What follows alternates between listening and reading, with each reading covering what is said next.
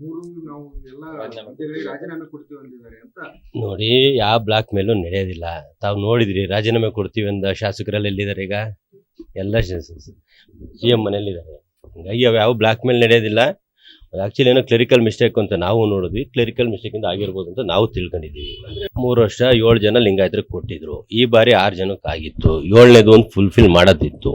ಅದೇನೋ clerical mistake ಅಥವಾ ಏನೋ ಉದ್ದೇಶಕ್ಕಾಗಿದೆ ಗೊತ್ತಿಲ್ಲ. 7ನೇದು ಕೊಟ್ಟಿರೋದಂತೂ ಸ್ವಾಗತಾರ್ಹ. ಯಾಕಪ್ಪ ಅಂದ್ರೆ ಸಾಧು ಲಿಂಗಾಯತಗೊಂದು ಕೂಡ ಒಂದು ಕೋಟ ಇತ್ತು. 6 ಜನಕ್ಕೆ ಕೊಟ್ಟಿದ್ರು. ಎಲ್ಲ ಒಳ ಪಂಗಡಗಳಿಗೆ ಕೊಟ್ಟಿದ್ರು. ಸಾಧು ಸಮಾಜ ಈ ಮಧ್ಯ ಕರ್ನಾಟಕದಲ್ಲಿ ಬಹಳಷ್ಟು ಇರೋದ್ರಿಂದ ಅವ್ರಿಗೊಂದು ಕೂಡ ಅವಕಾಶ ಇತ್ತು. ಅದು ಕೈ ತಪ್ಪಿತ್ತು.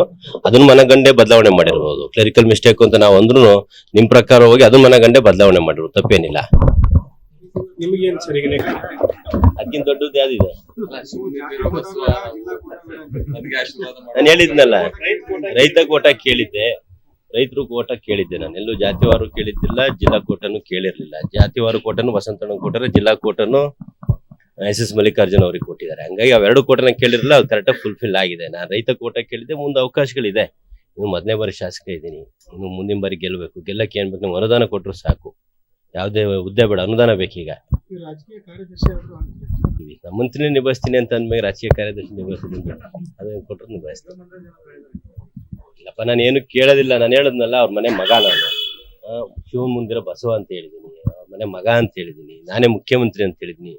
ಅದಕ್ಕಿಂತ ದೊಡ್ಡ ಹುದ್ದೆ ಯಾವ್ದು ಸಿಗಲ್ಲ. ತಗೊಂಡ್ರೆ ಎಲ್ಲ ಸಣ್ಣ ಹುದ್ದೆ ತಗೋಬೇಕು. ಅವಶ್ಯಕತೆ ಬರಲ್ಲ ಅನ್ಸುತ್ತೆ ತಗೊಳ್ಳೋದು. ಶಿವ ಆಶೀರ್ವಾದ ಮಾಡಲ್ಲ. ಮನೆ ಮಗಂಗೆ ಯಾವಾಗಲೂ ಆಶೀರ್ವಾದ ಇದ್ದೇ ಇರುತ್ತಲ್ಲ. ನನ್ನೇ ದಾಟ್ ಹೋಗ್ಬೇಕು ಅಂತ ಅಂದ್ರಲ್ಲ. ಅಲ್ಲ, ನಾನು ದಾಟ್ ಹೋಗ್ಬೇಕಲ್ಲ, ನಾನು ಮುಂದೆ ಹೋಗ್ಬೇಕು. ನಾನು ಮುಂದೆ ನಿಂತಿರ್ತೀನಿ. ನಾನು ತಿರ್ಸ್ಕೊಂಡು ಜೊತೆ ಕರ್ಕೊಂಡು ಹೋಗ್ಬೇಕು. ಕರ್ಕೊಂಡು ಹೋಗ್ತಾ ಇದ್ದಾರೆ. ಅವಕಾಶಗಳಿದೆ, ಸುಮಾರಿದೆ. ಇನ್ನು ಯಾಕೆ ಅವಸರ ಮಾಡೋ ಅಂತ ಅವಶ್ಯಕತೆ ಇಲ್ಲ. ಮಾತಾಡಿದ್ದು ಅವ್ರೇನೋ ನನ್ನ ಮಂತ್ರಿ ಮಾಡ್ತಾರೆ ಅಂತ ಮಾತಾಡಿರ್ಲಿಲ್ಲ, ಅಥವಾ ಇಕ್ಬಾಲ್ ಹುಸೇನ್ ನನ್ನ ಮಂತ್ರಿ ಮಾಡ್ತಾರೆ ಅಂತ ಮಾತಾಡಿರಲಿಲ್ಲ. ನಾವೇನು DK ಶಿವಕುಮಾರ್ ಅವರು ಪಕ್ಷದ ಪರವಾಗಿ ಸುಮಾರು ಕೆಲಸ ಮಾಡಿದ್ರು. ಅವ್ರಿಗೊಂದು ನ್ಯಾಯ ಕೊಡಬೇಕು. ಅವ್ರು ಮುಖ್ಯಮಂತ್ರಿಯಾಗಿ ನಮ್ಮ ಪಕ್ಷಕ್ಕೆ ಒಂದು ಸಂಘಟನೆಗೆ ಅನುಕೂಲ ಆಗಬೇಕು ಅನ್ನೋ ಉದ್ದೇಶದಿಂದ ಅವ್ರ ಪರವಾಗಿ ಮಾತಾಡಿದ್ವಿ. ಹಂಗಂತೇಳಿದ್ರೆ 36 ಜನ ನಮ್ಮ ಟೀಮೇ ಮಾತಾಡ್ಬಿಡ್ತಿದ್ವಿ. 36 ನಾವೇ ಬಿಡೋಯ್ತಲ್ಲ ಕ್ಯಾಬಿನೆಟ್ಟಲ್ಲಿ. ಅದರದ್ದೇನಿಲ್ಲ. ಅವ್ರೊಂದು ಸಂಘಟನೆಗೆ ಶಕ್ತಿ ತುಂಬಕ್ಕೋಸ್ಕರ ನಾವು ಮುಖ್ಯಮಂತ್ರಿ ಆಗಲಿ ಅಂತ ಬಯಸಿದ್ವಿ. ಅದಾಗಿದೆ. ನಾನೇ ಮುಖ್ಯಮಂತ್ರಿ ಥರ ನನ್ನ ಬಿಂಬಿಸ್ತಾ ಇದ್ದಾರೆ. ನಾನು ಅದನ್ನೇ ಖುಷಿ ಪಟ್ಟಿದ್ದೀನಿ. ಮೂರು ನಾವು ಎಲ್ಲ ಹುದ್ದೆಗಳಿಗೆ ರಾಜೀನಾಮೆ ಕೊಡ್ತೀವಿ ಅಂದಿದ್ದಾರೆ ಅಂತ. ನೋಡಿ, ಯಾವ ಬ್ಲಾಕ್ ಮೇಲೂ ನಡೆಯೋದಿಲ್ಲ. ತಾವು ನೋಡಿದ್ರಿ, ರಾಜೀನಾಮೆ ಕೊಡ್ತೀವಿ ಅಂದ ಶಾಸಕರಲ್ಲಿ ಎಲ್ಲಿದ್ದಾರೆ ಈಗ? ಎಲ್ಲ CM ಮನೇಲಿದ್ದಾರೆ. ಹಂಗಾಗಿ ಅವು ಯಾವ ಬ್ಲಾಕ್ ಮೇಲೆ ನಡೆಯೋದಿಲ್ಲ. ಆಕ್ಚುಲಿ ಏನೋ ಕ್ಲರಿಕಲ್ ಮಿಸ್ಟೇಕ್ ಅಂತ ನಾವು ನೋಡಿದ್ವಿ. ಕ್ಲರಿಕಲ್ ಮಿಸ್ಟೇಕ್ ಇಂದ ಆಗಿರ್ಬೋದು ಅಂತ ನಾವು ತಿಳ್ಕೊಂಡಿದ್ದೀವಿ.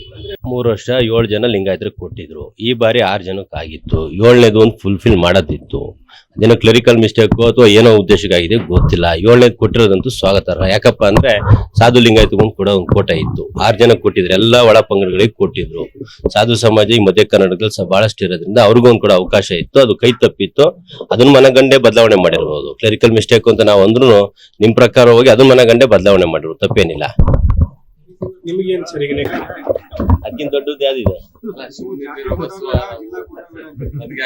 ನಾನು ಹೇಳಿದ್ನಲ್ಲ, ರೈತ ಕೋಟ ಕೇಳಿದ್ದೆ.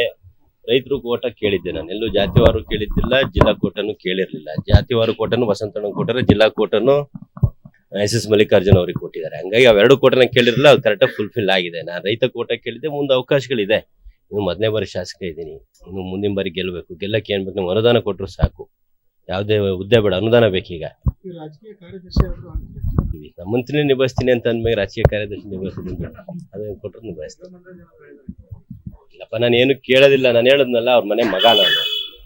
ಶಿವನ್ ಮುಂದಿರೋ ಬಸವ ಅಂತ ಹೇಳಿದೀನಿ. ಅವ್ರ ಮನೆ ಮಗ ಅಂತ ಹೇಳಿದೀನಿ. ನಾನೇ ಮುಖ್ಯಮಂತ್ರಿ ಅಂತ ಹೇಳಿದೀನಿ.